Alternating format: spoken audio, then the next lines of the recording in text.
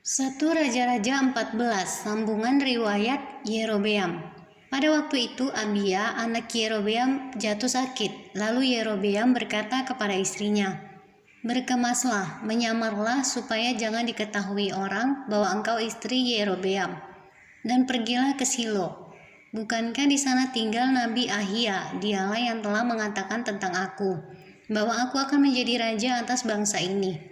Bawalah 10 roti, kue kismis, dan sebuli-buli air madu dan pergilah kepadanya. Dia akan memberitahukan kepadamu apa yang akan terjadi dengan anak ini." Istri Yerobeam berbuat demikian. Ia berkemas, pergi ke Silo dan masuk ke rumah Ahia. Ahia tidak dapat melihat lagi sebab matanya sudah kabur karena ia sudah tua. Tetapi Tuhan telah berfirman kepada Ahia bahwasanya istri Yerobeam datang untuk menanyakan kepadamu perihal anaknya. Sebab anak itu sedang sakit, begini-begini harus kau katakan kepadanya. Ketika perempuan itu masuk, berbuatlah ia seolah-olah ia orang lain. Tetapi segera sesudah Ahia mendengar bunyi langkah perempuan itu, sementara melangkah masuk pintu, berkatalah ia, "Masuklah, hai istri Yerobeam, mengapakah engkau berbuat seolah-olah engkau orang lain? Aku disuruh menyampaikan pesan yang keras kepadamu. Pergilah, katakan kepada Yerobeam, beginilah firman Tuhan Allah Israel. Aku telah meninggikan engkau dari tengah-tengah bangsa itu, dan mengangkat engkau menjadi raja atas umatku Israel. Aku telah mengoyakkan kerajaan dari keluarga Daud dan memberikannya kepadamu. Tetapi engkau tidak seperti hambaku Daud yang tetap mentaati segala perintahku dan mengikuti aku dengan segenap hatinya, dan hanya melakukan apa yang benar di mataku.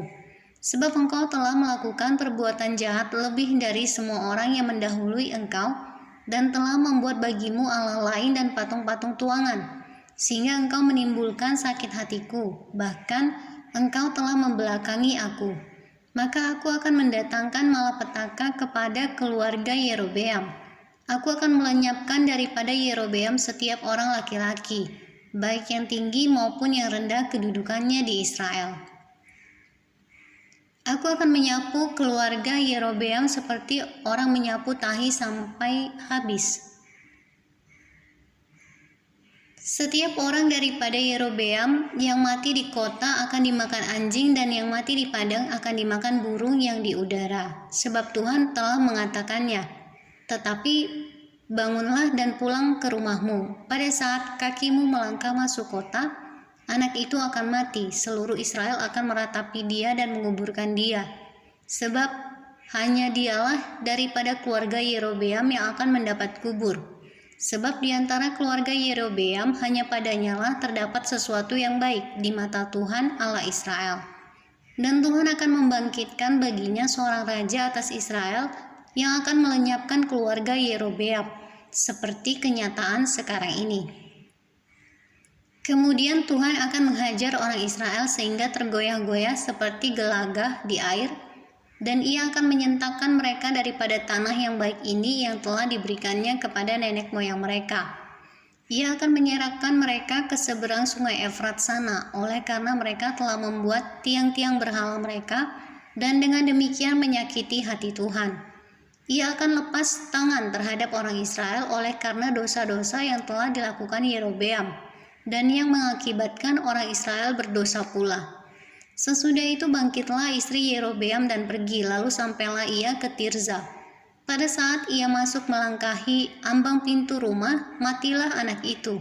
Mereka menguburkannya, dan seluruh Israel meratapi dia sesuai dengan firman Tuhan yang diucapkannya dengan perantaraan hambanya Nabi Ahia.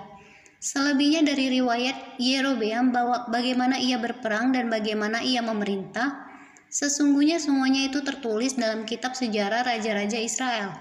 Lamanya Yerobeam memerintah ada 22 tahun, kemudian ia mendapat perhentian bersama-sama dengan nenek moyangnya. Maka anaknya menjadi raja menggantikan dia. Sambungan riwayat Rehabeam. Adapun Rehabeam anak Salomo, ia memerintah di Yehuda. Rehabeam berumur 41 tahun pada waktu ia menjadi raja, dan 17 tahun lamanya ia memerintah di Yerusalem. Kota yang dipilih Tuhan dari antara segala suku Israel untuk membuat namanya tinggal di sana. Nama ibunya ialah Naamah, seorang perempuan Amon. Tetapi orang Yehuda melakukan apa yang jahat di mata Tuhan dan mereka menimbulkan cemburunya dengan dosa yang diperbuat mereka, lebih daripada segala yang dilakukan nenek moyang mereka. Sebab mereka pun juga mendirikan tempat-tempat pengorbanan dan tugu-tugu berhala dan tiang-tiang berhala di atas setiap bukit yang tinggi dan di bawah setiap pohon yang rimbun. Bahkan ada pelacuran bakti di negeri itu. Mereka berlaku sesuai dengan segala perbuatan keji bangsa-bangsa yang telah dihalau Tuhan dari orang Israel. Tetapi pada tahun kelima zaman Raja Rehabeam, majulah Sisak Raja Mesir menyerang Yerusalem. Ia merampas barang-barang perbendaharaan rumah Tuhan dan barang-barang perbendaharaan rumah raja. Semuanya dirampasnya.